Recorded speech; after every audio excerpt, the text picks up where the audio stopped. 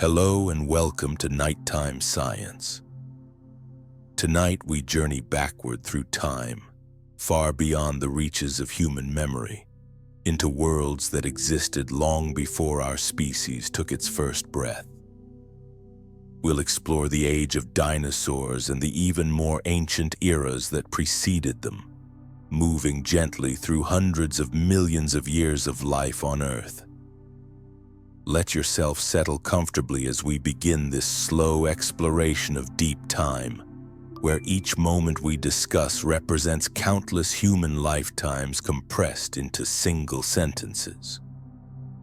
Before the dinosaurs, the ancient seas. Long before the first dinosaur walked upon the Earth, our planet was home to creatures that would seem utterly alien to our eyes today.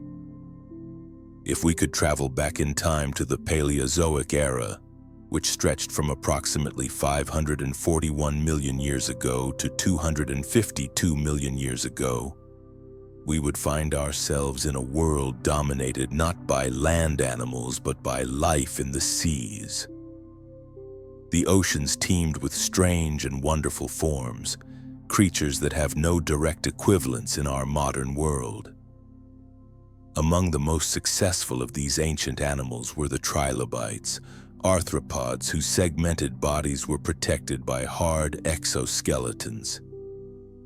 These creatures, distant relatives of modern insects and crustaceans, scuttled across the seafloor for an astonishing 270 million years. Imagine that span of time.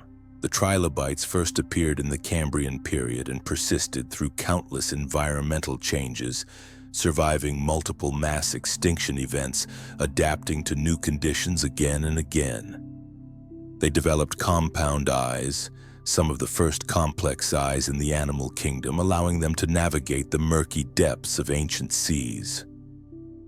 Trilobites came in countless forms. Some were tiny, barely larger than a grain of rice. Others grew to impressive sizes, stretching over 2 feet in length. Some species developed elaborate spines and ornate decorations on their shells. Others remained smooth and streamlined, built for swimming through open water. They occupied ecological niches similar to those filled by crabs, shrimp, and other bottom-dwelling creatures today, sifting through sediment for food, hunting smaller organisms, or filtering nutrients from the water column. But even the trilobites, successful as they were, could not survive forever. The Paleozoic era came to a catastrophic end with what scientists call the Permian extinction, also known as the Great Dying. This was the most severe extinction event in Earth's history, far more devastating than the asteroid impact that would later kill the dinosaurs. Approximately 252 million years ago, volcanic eruptions in what is now Siberia released massive amounts of carbon dioxide and other gases into the atmosphere. The climate warmed dramatically, ocean chemistry changed, oxygen levels in the water plummeted. The results were devastating beyond comprehension. An estimated 96% of all marine species vanished. On land, approximately 70% of terrestrial vertebrate species died out. The trilobites, which had survived for so long, finally met their end. The Great Dying wiped them from existence entirely, along with countless other lineages that had flourished for hundreds of millions of years. Yet from this catastrophe, new opportunities emerged. The early Triassic period that followed was a time of recovery, when life gradually rebuilt itself from the survivors. And among those survivors were the ancestors of the dinosaurs. Small reptiles that would, over the next several million years, evolve into the dominant land animals on Earth. The dawn of dinosaurs. The Triassic period. The Triassic period began 252 million years ago in the immediate aftermath of the Permian extinction. The world that emerged from that catastrophe was strange and empty compared to what had come before. Ecosystems had been devastated. Many ecological niches stood vacant, waiting for new forms of life to evolve and fill them. During this time, all the continents were joined together in a single massive landmass called Pangaea. This supercontinent stretched from pole to pole, creating extreme climate conditions in its interior regions. The center of Pangaea was hot and dry, essentially a vast desert far from any moderating ocean influence. Seasonal variations were extreme. Monsoons would have brought torrential rains during wet seasons, followed by months of drought. It was in this harsh environment that the first dinosaurs appeared, roughly 245 million years ago. These early dinosaurs were not the giants we often picture when we think of these animals. Instead, they were relatively small, most no larger than a modern dog or wolf. They walked on two legs with their bodies held horizontally, balanced by long tails. Their hind legs were positioned directly beneath their bodies rather than splayed out to the sides like those of modern lizards. This upright posture gave them advantages in speed and efficiency of movement. The earliest dinosaurs were carnivores or omnivores, hunting smaller animals or scavenging what they could find. They shared their world with many other reptilian groups, including the ancestors of modern crocodiles, early relatives of mammals called therapsids, and various archosaurs. For much of the Triassic period, dinosaurs were not particularly dominant. They were simply one lineage among many trying to make their way in a recovering world. But dinosaurs possessed certain advantages that would serve them well over time. Their upright stance meant they could move efficiently and sustain activity for longer periods than sprawling reptiles. Many scientists believe they may have had more advanced respiratory systems than other reptiles, perhaps even possessing air sacs similar to those found in modern birds. These air sacs would have made their breathing more efficient, allowing for higher metabolic rates and more sustained activity. Through the Middle and Late Triassic, dinosaurs slowly diversified. The group split into two major lineages based on the structure of their hip bones. The Saurischia, or lizard-hipped dinosaurs, would eventually give rise to both the massive long-necked sauropods and the carnivorous theropods. The Ornithischians, or bird-hipped dinosaurs, would become a diverse array of herbivores, including the duck-billed hadrosaurs, armored ankylosaurs, and horned ceratopsians, though all of these groups would emerge later. The Triassic period ended with another mass extinction event approximately 201 million years ago. The causes remain debated, but volcanic activity and climate change likely played major roles. This extinction event eliminated many of the groups that had been competing with dinosaurs for resources. In the aftermath, as the world transitioned into the Jurassic period, dinosaurs were positioned to radiate into the empty niches, beginning their long reign as the dominant terrestrial vertebrates. Giants of the Jurassic period, stretching from 201 million years ago to 145 million years ago, was the time when dinosaurs truly came into their own. This was the age of giants, when some of the largest land animals ever to walk the earth evolved and flourished. The supercontinent Pangaea began to break apart during the Jurassic. The Atlantic Ocean started to open as North America separated from Europe and Africa. This fragmentation created new coastlines and changed global climate patterns. The climate overall was warmer and more humid than during the Triassic, with fewer seasonal extremes and more evenly distributed rainfall. Lush vegetation covered much of the land, creating perfect conditions for large plant-eating animals to thrive. And thrive they did. The sauropods, the long-necked, long-tailed giants of the dinosaur world, reached their peak during the Jurassic. These animals redefined the very concept of terrestrial size. Diplodocus stretched over 80 feet in length, its whip-like tail balancing its enormously long neck. Brachiosaurus stood tall enough to browse from treetops 40 feet above the ground, its front legs longer than its back legs, giving it a giraffe-like profile.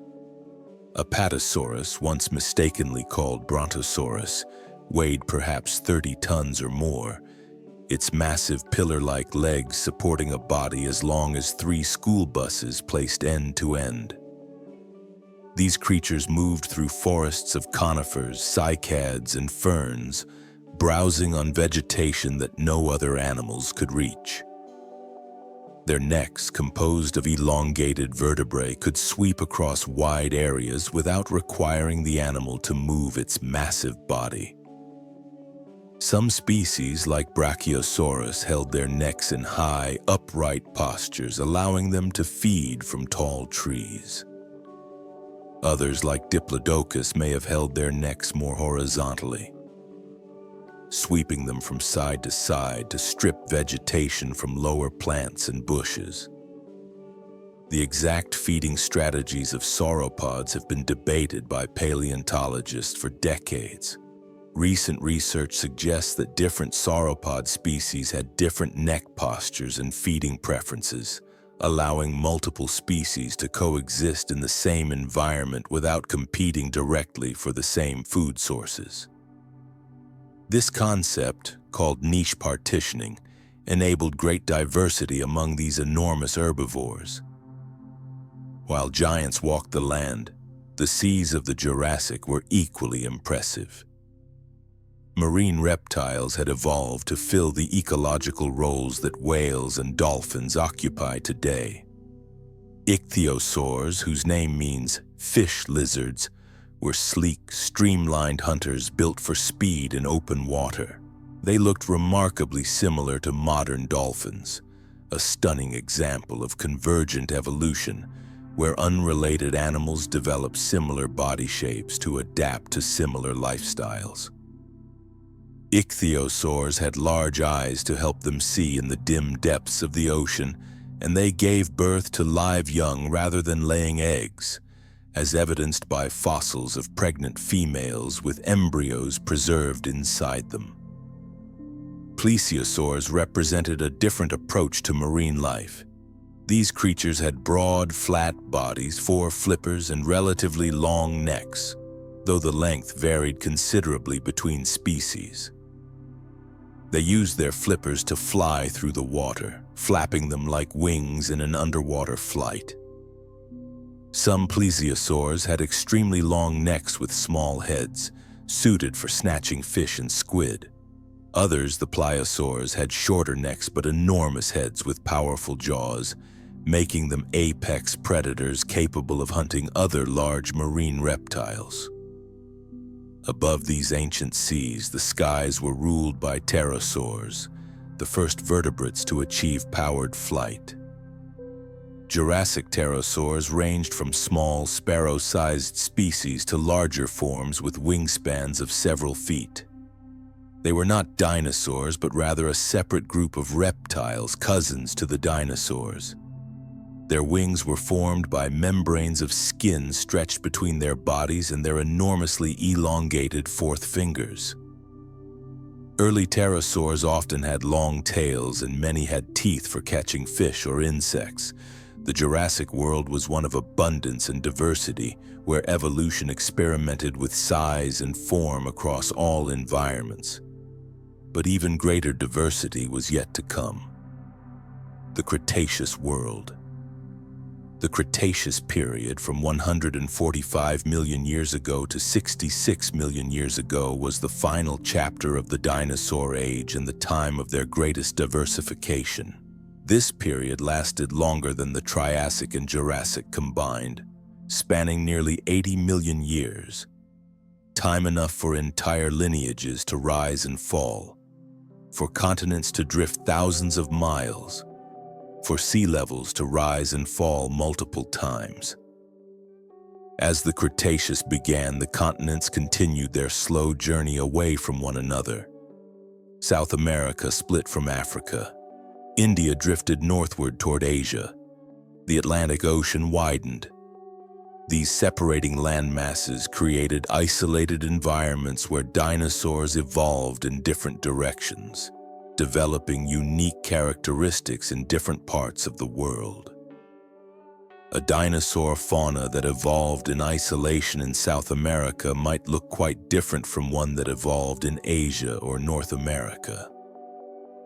Perhaps the most significant change during the Cretaceous was not geological but botanical. Flowering plants, angiosperms, appeared and rapidly spread across the world during this period. Before the Cretaceous, terrestrial vegetation had been dominated by conifers, cycads, ferns, and other more primitive plant groups. But flowering plants brought innovations that allowed them to reproduce more efficiently and spread more rapidly than their predecessors. The rise of flowering plants transformed ecosystems in profound ways. These plants provided new food sources, including fruits, seeds, and nutritious leaves. They created new ecological niches for insects which diversified alongside them. And they changed the very appearance of landscapes, adding bright colors and varied textures to forests that had previously been dominated by the greens and browns of conifers and ferns. Dinosaurs adapted to these changing conditions. New groups of herbivores evolved to take advantage of the flowering plants. The duck-billed hadrosaurs became abundant, their specialized teeth and jaws perfectly suited for processing the tough vegetation. Ceratopsians, the horned dinosaurs, diversified into many species, each with distinctive arrangements of horns and frills. Ankylosaurs developed heavy armor plating and tail clubs for defense against predators. The predators, meanwhile, grew larger and more fearsome. Tyrannosaurs evolved during the Cretaceous, culminating in Tyrannosaurus rex, one of the largest land predators ever to exist. Dromaeosaurs, the raptor dinosaurs, evolved sophisticated hunting adaptations, including the famous enlarged claw on each foot. Many of these theropods possessed feathers, not for flight but for insulation and display, blurring the line between what we think of as dinosaurs and what we think of as birds. In the seas, mosasaurs emerged as the dominant marine predators of the late Cretaceous. These were massive marine lizards, relatives of modern monitor lizards and snakes that evolved to pursue a fully aquatic lifestyle. The largest mosasaurs exceeded 50 feet in length and had powerful jaws filled with sharp teeth. They hunted fish, sea turtles, smaller mosasaurs, and even plesiosaurs. Mosasaurs ruled the Cretaceous seas with an authority similar to that of modern killer whales. Pterosaurs reached their maximum size during the Cretaceous. Pteranodon, with its distinctive backward-pointing crest, had a wingspan of over 20 feet. Even larger was Quetzalcoatlus, a late Cretaceous pterosaur with an estimated wingspan of 35 to 40 feet, making it one of the largest flying animals ever to exist. These enormous creatures likely soared on air currents like modern albatrosses, rarely flapping their wings, conserving energy as they searched for food across vast distances. The Cretaceous world was a time of maximum dinosaurian diversity and ecological complexity. But this magnificent age was approaching its end. The gentle giants, sauropods among all the dinosaurs, none capture the imagination quite like the sauropods. These long-necked giants represent the ultimate expression of herbivorous dinosaur evolution, animals whose size seems to defy the very laws of physics. To understand these creatures is to appreciate one of evolution's most remarkable experiments in scaling up vertebrate body size. Sauropods shared a basic body plan: 4 pillar-like legs, an extremely long neck, a relatively small head, a massive barrel-shaped body, and a long tail. But within this framework existed tremendous variation. Some sauropods had necks longer than their entire bodies. Others had shorter, stouter necks. Some had tails that tapered to thin, flexible whips. Others had thicker, more muscular tails. The necks of sauropods have fascinated paleontologists for over a century. How did these animals support such enormous structures? The answer lies in several clever adaptations. First, the neck vertebrae were not solid bone, but rather were filled with air sacs, part of a complex respiratory system similar to that of modern birds. This pneumatic construction made the bones simultaneously strong and light, reducing the weight of the neck significantly. Second, powerful ligaments and muscles attached the neck to the shoulders and back, supporting it much like cables support a suspension bridge. Different sauropod species held their necks at different angles and used them in different ways. Brachiosaurus and its relatives had adaptations suggesting they held their necks vertically like modern giraffes, browsing from the highest branches of trees. The blood pressure required to pump blood up such a long neck to the brain would have been immense, and these animals likely had hearts of extraordinary size and power to accomplish this task. Other sauropods like Diplodocus and Apatosaurus had necks designed more for horizontal sweeping motions. Rather than raising their heads high, they likely held their necks fairly level and swung them from side to side like a living feeding boom, accessing a wide area of low-growing vegetation without having to move their massive bodies. This strategy would have been energy efficient, allowing the animal to consume large quantities of food with minimal effort. Recent research has examined fossilized gut contents from some sauropods, providing direct evidence of what these animals ate. The findings reveal a diet of ferns, leaves, and other vegetation consistent with what paleontologists had long suspected. Some species appear to have been selective feeders, carefully choosing certain types of plants. Others seem to have been bulk feeders, consuming massive quantities of whatever vegetation was available, relying on sheer volume rather than nutritional quality. Sauropods grew continuously throughout their lives, though their growth rate slowed as they aged. Young sauropods hatched from eggs relatively small in size, perhaps the size of a football, but they grew rapidly. Studies of bone tissue suggest that sauropods could grow several tons per year during their peak growth phase. Estimates of sauropod lifespans vary, but many species likely lived for several decades, and the largest individuals may have lived for a century or more. These animals likely traveled in herds, at least some of the time. Trackways showing dozens or even hundreds of sauropod footprints moving in the same direction suggest coordinated group movement. Such herds would have been an impressive sight, a migration of giants moving across the landscape, perhaps following seasonal patterns of plant growth or water availability. Despite their enormous size, sauropods had relatively small heads with simple peg-like or spoon-shaped teeth. They did not chew their food, but instead simply stripped vegetation from plants and swallowed it whole. Digestion occurred in their massive guts, likely aided by gastroliths, stones deliberately swallowed to help grind up plant material in the stomach, similar to the gizzard stones used by modern birds. Predators of the Mesozoic. While the herbivorous dinosaurs often inspire awe with their size, the predators of the Mesozoic inspire something more primal, a mixture of fear and fascination.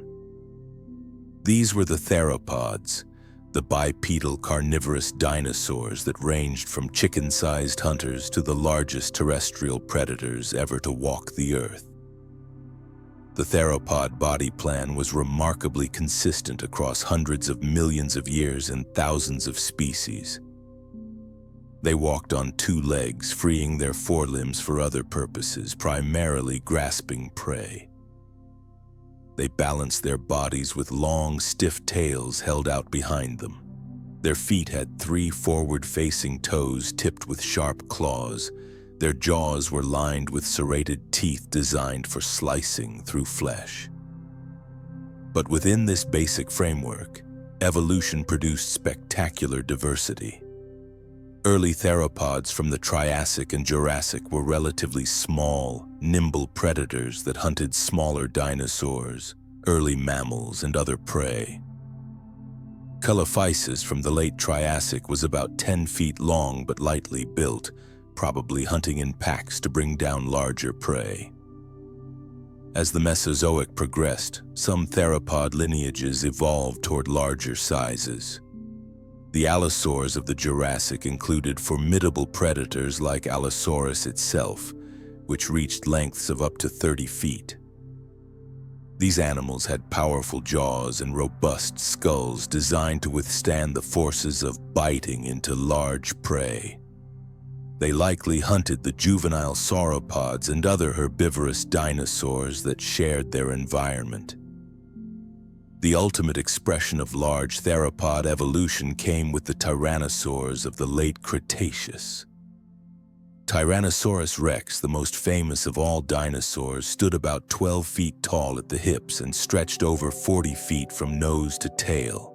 Its skull alone was over 5 feet long, filled with teeth up to 12 inches in length, including the root. These teeth were not simple cones, but rather had serrated edges like steak knives, perfect for tearing through flesh and bone. Recent research has revealed that T-Rex possessed extraordinary sensory capabilities. Its eyesight was exceptional, possibly better than that of modern eagles, with forward-facing eyes that provided good depth perception for judging distances to prey. The portion of the brain dedicated to processing smell was enormous, suggesting that T-Rex had a keen sense of smell, perhaps capable of detecting carrion from miles away. Its hearing was also acute, particularly sensitive to low-frequency sounds, the kinds of sounds made by large animals moving through the environment. These sensory abilities, combined with powerful jaws capable of exerting perhaps 6 tons of bite force, made T-Rex an apex predator of devastating effectiveness. Whether it was primarily a hunter of living prey or more of a scavenger that opportunistically hunted has been debated, but evidence suggests it was capable of both hunting and scavenging, as most large predators are. Not all theropods were giants. Some lineages evolved towards smaller sizes and developed remarkable adaptations. The dromaeosaurs, often called raptors, were medium-sized predators equipped with a large, sickle-shaped claw on each foot. Velociraptor, perhaps the most famous of these, was actually quite small, about the size of a large turkey, far smaller than depicted in popular movies. However, it was likely an effective predator, using its foot claws to grip and slash at prey while its hands, tipped with sharp claws, held on tightly. Many theropods, particularly the smaller species, were covered in feathers. These feathers originally evolved not for flight but for insulation and display. Fossils from China have preserved direct evidence of feathers on numerous theropod species, revealing patterns and structures that show these dinosaurs were far more similar to modern birds than anyone had imagined just a few decades ago. Some small theropods had elaborate plumage with long feathers on their arms forming wing-like structures, feathered tails, and even crests of feathers on their heads. The hunting behaviors of theropods remain subjects of active research. Some species may have been solitary hunters. Others show evidence of pack hunting, or at least tolerating the presence of other individuals around a kill. trackways showing multiple individuals moving together, bone beds containing several individuals of the same species and sites where multiple predators fed on the same prey, all provide tantalizing hints about theropod social behavior, though much remains uncertain. Plant eaters and their adaptations. The herbivorous dinosaurs evolved a spectacular array of adaptations for processing plant material and defending themselves from predators. These animals made up the majority of dinosaur species and formed the foundation of Mesozoic terrestrial ecosystems, converting plant energy into animal biomass that could then support the predators. Among the most successful herbivorous dinosaurs were the hadrosaurs, or duck-billed dinosaurs, which thrived during the late Cretaceous. These animals had broad, flattened snouts that superficially resembled duckbills, giving them their common name. But their most remarkable adaptation was hidden in their mouths. Hadrosaurs possessed dental batteries, tightly packed rows of teeth that formed effective grinding surfaces for chewing tough vegetation. As teeth wore down from the constant grinding, new teeth moved up from below to replace them. A single hadrosaur might have up to 1,400 teeth in its mouth at one time, arranged in multiple rows that created a continuous chewing surface. These dental batteries were among the most sophisticated chewing mechanisms ever to evolve in dinosaurs, allowing hadrosaurs to process large quantities of fibrous plant material efficiently. Evidence suggests that hadrosaurs sometimes ate not just leaves and soft plants, but also harder materials, including wood. Chemical analysis of coprolites, fossilized feces from hadrosaurs, has revealed fragments of rotted wood and even remains of crustaceans, suggesting these animals were more opportunistic in their diet than previously thought. Many hadrosaur species possessed elaborate crests on their heads, hollow structures connected to their nasal passages. These crests varied in shape from species to species, from the long, backward-pointing spike of Parasaurolophus to the rounded dome of Corythosaurus. The exact function of these crests has been debated, but most paleontologists now believe they served primarily as resonating chambers for producing calls. Different crest shapes would have produced different sounds, allowing individuals to communicate with members of their own species across distances, perhaps to maintain contact within herds or to attract mates. The ceratopsians, or horned dinosaurs, took a different approach to herbivory. These animals had powerful parrot-like beaks for biting off vegetation and batteries of shearing teeth further back in their jaws for slicing it into smaller pieces. The most distinctive feature of ceratopsians, however, was their elaborate facial armor. Triceratops, the most famous ceratopsian, had 3 horns and a large bony frill extending back from its skull. This frill, despite its impressive appearance, was actually quite thin in many places and would not have provided much protection from predators. Instead, it likely served primarily as a display structure for species recognition and perhaps for competition between males. Different ceratopsian species had wildly different arrangements of horns and frills, suggesting that these structures were indeed important for visual recognition. Some species had long brow horns and short nose horns. Others had the opposite arrangement. Some had frills decorated with spikes. Others had smooth frills.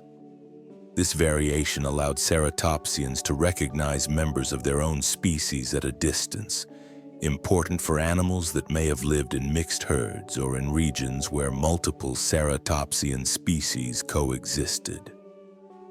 Research has revealed that different herbivorous dinosaurs partitioned resources, feeding at different heights and on different types of vegetation, which allowed multiple species to coexist without competing directly.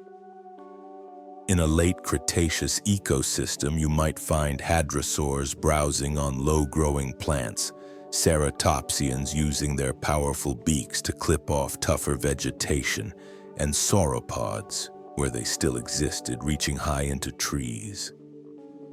This vertical stratification of feeding niches allowed ecosystems to support higher diversity and biomass of herbivores.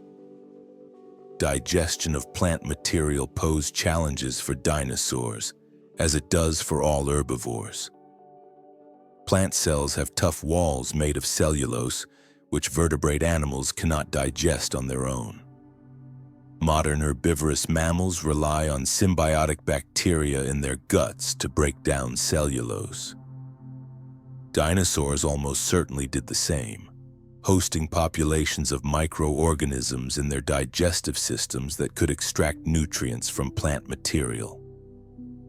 The process of microbial fermentation generates heat, and large dinosaurs with their enormous gut volumes may have derived significant body heat from this internal fermentation, supplementing whatever metabolic heat they generated on their own. Dinosaur families, nesting and parenting. For many years, dinosaurs were viewed as cold reptilian creatures that laid eggs and abandoned them, showing no parental care. This view changed dramatically with discoveries made in the 1970s and 80s, particularly the discoveries associated with a dinosaur called Maiasaura, which means good mother lizard. Maiasaura was a hadrosaur that lived during the late Cretaceous in what is now Montana. Paleontologist Jack Horner discovered a nesting site of this species containing not just eggs but also nests with juveniles of various ages and sizes. The nests were dome-shaped structures made of earth and vegetation, spaced precisely the same distance apart, about one adult body length.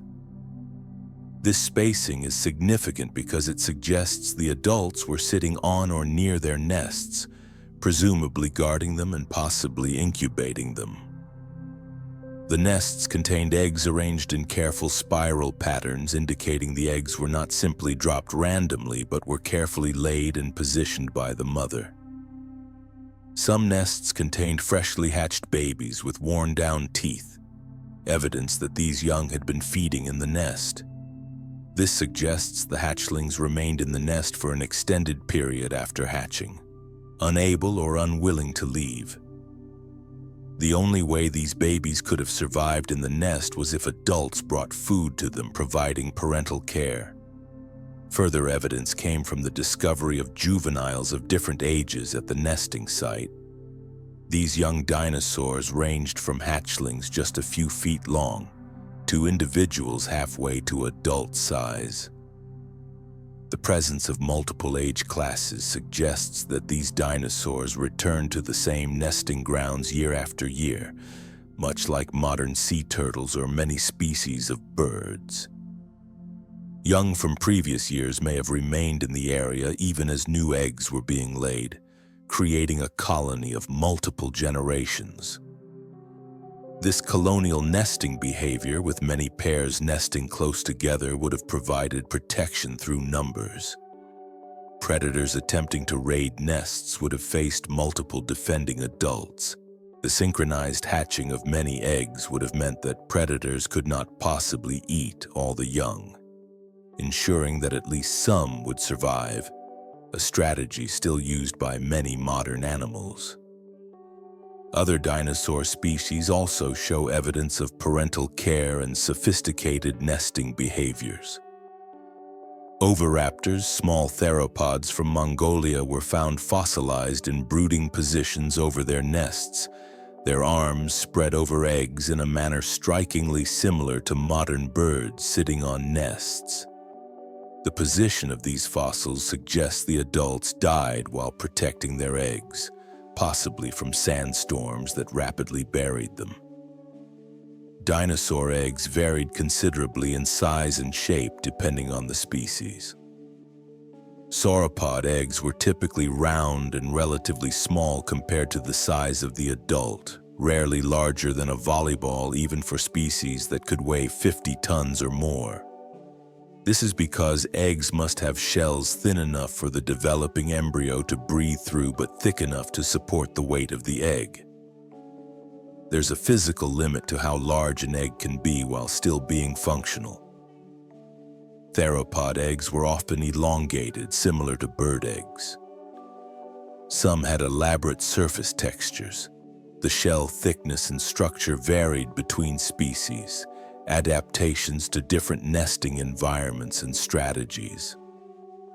Some dinosaurs buried their eggs in mounds of vegetation which generated heat as it decayed, incubating the eggs much like modern megapode birds. Others may have actively incubated their eggs with body heat. The discovery of parental care in dinosaurs revolutionized our understanding of these animals. It suggested that at least some dinosaurs had complex behaviors and potentially complex social structures. It blurred the distinction between primitive reptiles and advanced birds, showing that many supposedly bird-like behaviors actually originated far earlier in theropod dinosaurs and were inherited by birds rather than being bird innovations. Masters of sea and sky. While dinosaurs dominated the land, they never evolved to live in the oceans or to achieve powered flight. Yet the Mesozoic seas and skies were far from empty. Other reptile groups evolved to fill these niches, creating a world where reptilian forms ruled all three environments: land, sea, and air. The marine reptiles of the Mesozoic were diverse and spectacular. Ichthyosaurs, which first appeared in the early Triassic and persisted into the late Cretaceous, were the dolphins of their time. These animals had streamlined fish-like bodies with dorsal fins, tail flukes, and flippers. Their resemblance to modern dolphins and sharks is a stunning example of convergent evolution, where completely unrelated animals evolve similar body shapes because they face similar environmental challenges. Ichthyosaurs had enormous eyes, among the largest eyes of any vertebrate animal ever. Some species had eyes over 10 inches in diameter. These huge eyes allowed them to see in the dim light of deep water, helping them hunt squid and fish in environments where vision would otherwise be nearly impossible. Ichthyosaurs gave birth to live young, as evidenced by fossils showing embryos inside adult bodies. Some fossils even capture the moment of birth, with a baby emerging tail first from the mother. Plesiosaurs represented a different approach to marine predation. These animals had broad, barrel-shaped bodies, 4 large flippers, and in many species, long necks. They swam by flapping their flippers in an underwater flight, a method of propulsion unlike anything seen in modern marine animals. The long-necked plesiosaurs used their necks to dart their heads quickly at fish and squid, catching prey with sharp, interlocking teeth. The pliosaurs were short-necked relatives of plesiosaurs but were among the most formidable predators of the Mesozoic seas. These animals had massive heads, some exceeding 10 feet in length, filled with conical teeth the size of bananas. They hunted large prey, including other marine reptiles, large fish, and probably anything else they could catch. Leopleurodon, Pliosaurus, and Chronosaurus were pliosaurs that could exceed 40 feet in length and weigh many tons. In the late Cretaceous, mosasaurs became the dominant marine predators. These were not dinosaurs, but rather marine lizards, relatives of modern monitor lizards and snakes. They evolved from terrestrial ancestors that gradually adapted to life in the water, their limbs transforming into flippers, their tails becoming powerful swimming organs. The largest mosasaurs, like Mosasaurus hoffmanni and Tylosaurus, exceeded 50 feet in length. Mosasaurs had double-hinged jaws similar to those of modern snakes, allowing them to swallow large prey. Their teeth were sharp and recurved, pointing backward to prevent prey from escaping once caught. Fossilized stomach contents and bite marks on other fossils reveal that mosasaurs ate a varied diet including fish, sea turtles, ammonites, smaller mosasaurs, and even seabirds. Some specimens show healed bite marks from other mosasaurs, suggesting these animals sometimes fought among themselves. Above all these swimming reptiles, the pterosaurs ruled the air. These were the first vertebrates to achieve powered flight, evolving this ability at least 75 million years before birds. Pterosaur wings were fundamentally different from bird wings. Rather than being supported by the entire arm and hand, pterosaur wings were membranes of skin and muscle supported primarily by a single enormously elongated fourth finger. Early pterosaurs from the Triassic and Jurassic were generally small, with wingspans measured in inches or a few feet. They had long tails that helped with balance and steering in flight. Their mouths were often filled with sharp teeth for catching insects or fish. These early forms were likely active, flapping flyers, pursuing prey on the wing. Late Cretaceous pterosaurs included some of the largest flying animals ever to exist. Pteranodon, one of the best-known pterosaurs, had a wingspan of over 20 feet and a large crest extending backward from its skull. This crest may have served as a rudder during flight, helping the animal steer. It may also have been a display structure or both. Pteranodon had no teeth, instead possessing a long pointed beak suited for catching fish. Even larger was Quetzalcoatlus, a late Cretaceous pterosaur with an estimated wingspan of 35 to 40 feet, as wide as a small airplane. Standing on the ground, this animal would have been as tall as a giraffe. How such an enormous animal could fly has been the subject of much research and debate. Computer models suggest that Quetzalcoatlus was primarily a soaring animal, using rising air currents to stay aloft with minimal effort, similar to modern albatrosses and condors. It may have fed like modern storks, stalking along the ground on its folded wings and stabbing at small animals with its long, pointed beak. Pterosaurs possessed several adaptations that made flight possible despite their size. Their bones were hollow and thin-walled, reducing weight. They had extensive air sacs throughout their bodies, similar to those in birds and sauropod dinosaurs, which further reduced density. Their wing membranes were reinforced with internal fibers that prevented tearing and allowed them to stretch and flex during flight. Evidence suggests that at least some pterosaurs were covered in fuzzy, hair-like structures called pycnofibers, which may have provided insulation, suggesting these animals were warm-blooded. The end of an era. 66 million years ago, the Mesozoic era came to an abrupt and catastrophic end. After 180 million years of domination, after evolving into thousands of species adapted to virtually every terrestrial environment on Earth, the non-avian dinosaurs vanished, along with the pterosaurs, mosasaurs, plesiosaurs, and approximately 75% of all species on Earth. The primary cause of this extinction was an asteroid approximately 6 miles in diameter that struck the Earth in what is now the Yucatan Peninsula of Mexico. This impact created the Chicxulub crater over 100 miles in diameter. The energy released by the impact was equivalent to billions of atomic bombs, far more powerful than all the nuclear weapons in existence today combined. The immediate effects of the impact were devastating. The asteroid vaporized instantly along with a huge volume of rock from the impact site. This material was ejected into the atmosphere and rained back down across the planet as molten glass and rock, igniting fires on a continental scale. Earthquakes far more powerful than any in recorded history shook the Earth. Tsunamis hundreds of feet high swept across coastlines. The impact site was in shallow water, and the asteroid vaporized enormous amounts of seawater along with sulfur-bearing rocks, creating acid rain that fell for months or years afterward. But the longer-term effects were even more deadly.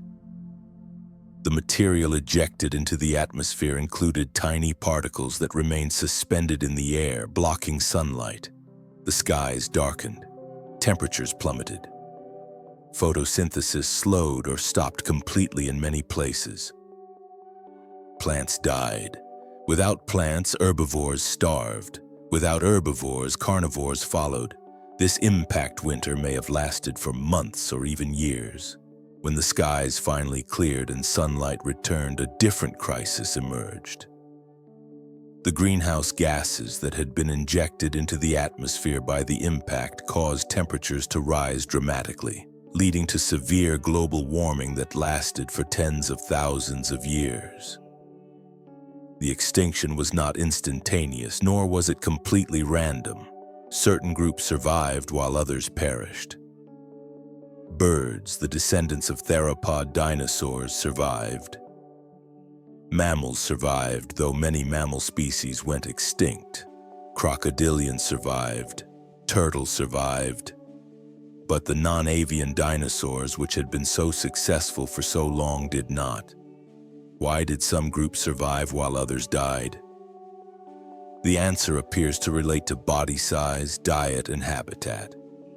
Smaller animals generally fared better than large ones, possibly because they required less food and could survive on limited resources.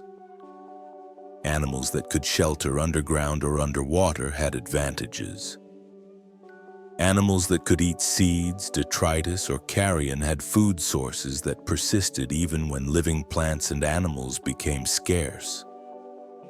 The large dinosaurs, requiring enormous amounts of food and unable to shelter effectively from the environmental chaos, were particularly vulnerable. It's worth noting that the asteroid impact was not the only stress affecting life at the end of the Cretaceous. Massive volcanic eruptions were occurring in what is now India, the Deccan Traps, releasing enormous amounts of lava and volcanic gases over hundreds of thousands of years. These eruptions alone may have caused significant environmental disruption. The asteroid impact delivered the final blow to ecosystems already under stress. In the oceans, the extinction was equally severe.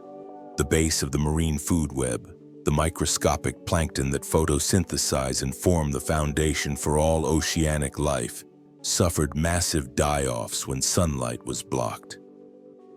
This collapse propagated up the food chain.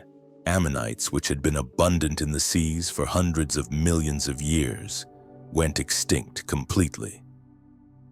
The mosasaurs vanished. The plesiosaurs disappeared. Many species of fish died out. Yet from this catastrophe, as from the Permian extinction before it, life eventually recovered. The surviving groups radiated into empty niches. Mammals, which had remained relatively small and unspecialized throughout the age of dinosaurs, diversified explosively in the aftermath, eventually producing the enormous variety of mammalian forms we see today, including eventually ourselves. Legacy and wonder. The story of dinosaurs and prehistoric life is ultimately a story about deep time, about the immensity of Earth's history, and about the transient nature of dominance in the living world. The dinosaurs ruled for 180 million years, a span of time almost incomprehensible to our human minds. Yet even that vast reign eventually ended, swept away by events beyond their control. Today we know dinosaurs primarily through their fossils, fragments of bone and tooth preserved in stone, windows into vanished worlds. The science of paleontology continues to reveal new information about these animals at an astonishing pace. Approximately 30 new dinosaur species are described and named every year, each one adding to our understanding of how these animals lived, evolved, and interacted with their environments. Modern technology has revolutionized our ability to study fossils.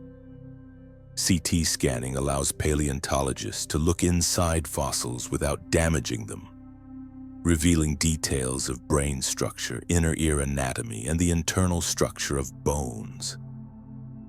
Chemical analysis can sometimes recover organic compounds preserved in fossils, providing direct information about diet, metabolism, and even in rare cases, pigmentation. Computational modeling allows scientists to simulate how dinosaurs moved, how their jaws functioned, how much bite force they could generate, and how efficiently they could have run. Perhaps most remarkably, we now understand that dinosaurs did not actually go extinct. A lineage of small theropod dinosaurs evolved feathers and flight during the Jurassic period and eventually became modern birds.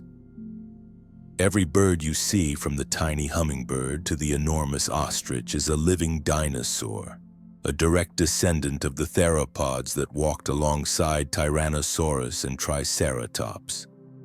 The dinosaurs are still with us, still successful, having colonized virtually every habitat on Earth, from the poles to the tropics, from deserts to oceans. This connection between birds and dinosaurs has transformed how we understand both groups.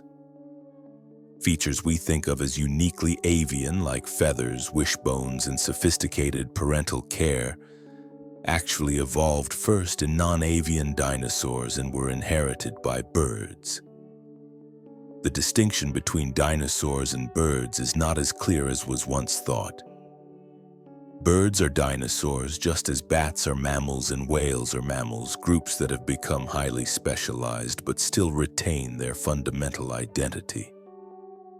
The fascination with dinosaurs shows no sign of diminishing. Each generation discovers these animals anew, marveling at their size, their diversity, their strangeness, and their ultimate disappearance. They remind us that the world has not always been as it is now, that radically different forms of life have dominated in the past, and that even the most successful groups can vanish if conditions change sufficiently.